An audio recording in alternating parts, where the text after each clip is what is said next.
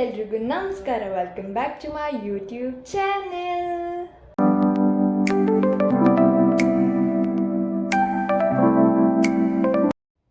ಇವತ್ತಿನ recipe special ಮೊಸಪ್ ಸಾರು. ಮೊಸಪ್ ಸಾರು ಆಲ್ಮೋಸ್ಟ್ ಮಕ್ಕಳಿಗೆಲ್ಲ ಏನೂ ಇಷ್ಟ ಆಗಲ್ಲ. ಸೊಪ್ಪು ಅಂದ್ರೇ ಎಲ್ಲರೂ ತುಂಬ ಹೇಟ್ ಮಾಡ್ತಾರೆ. ಈ ಥರ ಮಾಡಿ ನೋಡಿ. ಮೊಸಪ್ ಸಾರು ತುಂಬ ಟೇಸ್ಟಿ ಆ್ಯಂಡ್ ಹೆಲ್ದಿಯಾಗೂ ಇರುತ್ತೆ. ನೀವು ಮಾಡ್ಕೊಂಡು ಟ್ರೈ ಮಾಡಿ. ಗೈಸ್ ಒಂದು ವಿಷಯ ಏನು ಗೊತ್ತಾ, ಈ ವ್ಯೂಸ್ ಬರೋಷ್ಟು ಸಬ್ಸ್ಕ್ರೈಬರ್ಸ್ ಬಂದುಬಿಟ್ಟಿದ್ರೆ ಇಷ್ಟೊತ್ತಿಗೆ ನಾನು ಎಷ್ಟೋ 1000 ಸಬ್ಸ್ಕ್ರೈಬರ್ಸ್ ಆಗಿಬಿಟ್ಟಿರತ್ತು.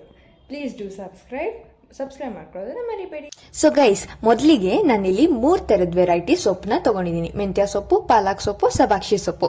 ನೀವು ಎಷ್ಟು ಥರದ ವೆರೈಟಿ ತೊಗೋತೀರೋ ಅಷ್ಟು ಚೆನ್ನಾಗಿ ಸಾಂಬಾರಾಗುತ್ತೆ. ನಾನು ಇದನ್ನ ಸೊಪ್ಪನ್ನ 4ರಿಂದ 5 ಸಲ ಚೆನ್ನಾಗಿ ವಾಶ್ ಮಾಡ್ಕೊಂಡು ಇಟ್ಕೊಂಡಿದ್ದೀನಿ. ವಾಶ್ ಮಾಡಿಲ್ಲ ಅಂದರೆ ಸಾಂಬಾರಲ್ಲಿ ಕರಿ ಅಂತ ಮಣ್ಣು ಸಿಗುತ್ತೆ. ಈಗ ಒಂದು ಬಟ್ಲಿಗೆ 3ರಿಂದ 4 ಚಿಕ್ಕ ಈರುಳ್ಳಿನ ತಗೊಳ್ಳಿ, ಒಂದು 20 ಬೆಳ್ಳುಳ್ಳಿನ ತಗೊಳ್ಳಿ, 3 ಸಣ್ಣ ಟೊಮೆಟೊಗಳನ್ನ ತಗೊಳ್ಳಿ. ಅದಾದ್ಮೇಲೆ ಒಂದು 20 ಮೆಣಸಿನ್ಕಾಯಿನ ತಗೊಳ್ಳಿ. ನಾವಿಲ್ಲಿ 7ರಿಂದ 8 ಜನಕ್ಕೆ ಕ್ವಾಂಟಿಟಿ ಮಾಡ್ತಾ ಇರೋದ್ರಿಂದ ಇಷ್ಟೊಂದು ಖಾರ.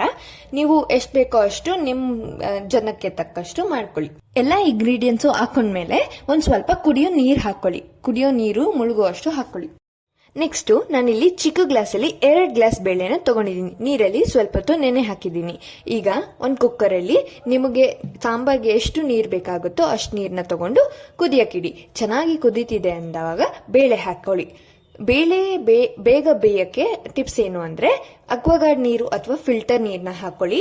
ಚೆನ್ನಾಗಿ ಬೇಯುತ್ತೆ. ಅದು ನೀರು ಕುದೀತಾ ಇರೋವಾಗ ಹಾಕಿ ಬೇಳೆನ, ಆಗ ಚೆನ್ನಾಗಿ ಬೇಯುತ್ತೆ ಬೇಳೆ.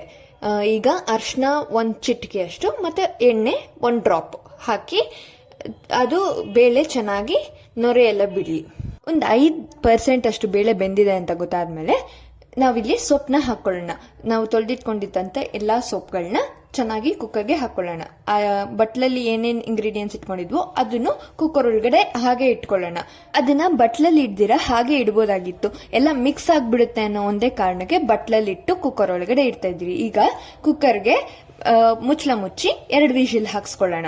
ವಿಜಿಲ್ ಹೊಡೆದ್ಮೇಲೆ ಪ್ರೆಷರ್ ಕೂಲ್ ಡೌನ್ ಆದ್ಮೇಲೆ ನಾವು ಬಟ್ಲಲ್ಲಿ ಏನಿಟ್ಟಿದ್ವೋ ಅದನ್ನ ತೆಗೆದು ಆಚೆ ಇಟ್ಕೊಳ್ಳೋಣ.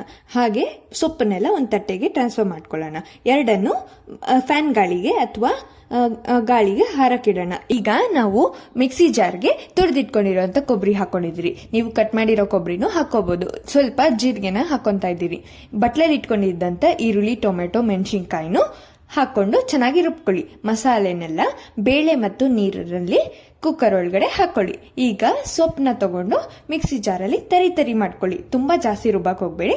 ತರಿ ಮಾಡ್ಕೊಂಡು ಅದನ್ನು ಕುಕ್ಕರ್ ಒಳಗಡೆ ಮಿಕ್ಸ್ ಮಾಡ್ಕೊಳ್ಳಿ. ಬೇಳೆ ಇದ್ದಿದ್ದ ಕುಕ್ಕರಲ್ಲಿ ಮಿಕ್ಸ್ ಮಾಡ್ಕೊಂಡು ಈಗ ಉಪ್ಪು ಆ್ಯಡ್ ಮಾಡ್ತಾ ಇದ್ದೀರಿ. ಇಡೀ ನಾವು ಸೊಪ್ಪು ಸಾರಲ್ಲಿ ಈಗಲೇ ಉಪ್ಪು ಆ್ಯಡ್ ಮಾಡ್ತಾ ಇರೋದು, ಇನ್ನೆಲ್ಲೂ ಆ್ಯಡ್ ಮಾಡಿಲ್ಲ. ಈಗ ಒಗ್ಗರಣೆ ಸಮಯ.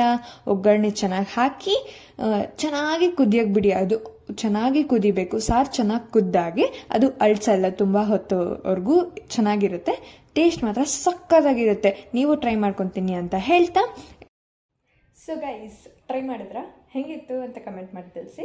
ಇದಾಗಿತ್ತು ಇವತ್ತಿನ ವ್ಲಾಗ್. ಇಷ್ಟ ಆಗಿದ್ದಲ್ಲಿ like, share, comment and subscribe ಮಾಡ್ಕೊಳ್ಳೋದನ್ನ ಮರಿಬೇಡಿ. ಬೇಗ ಸಬ್ಸ್ಕ್ರೈಬ್ ಮಾಡ್ಕೊಳ್ಳಿ. Thank you.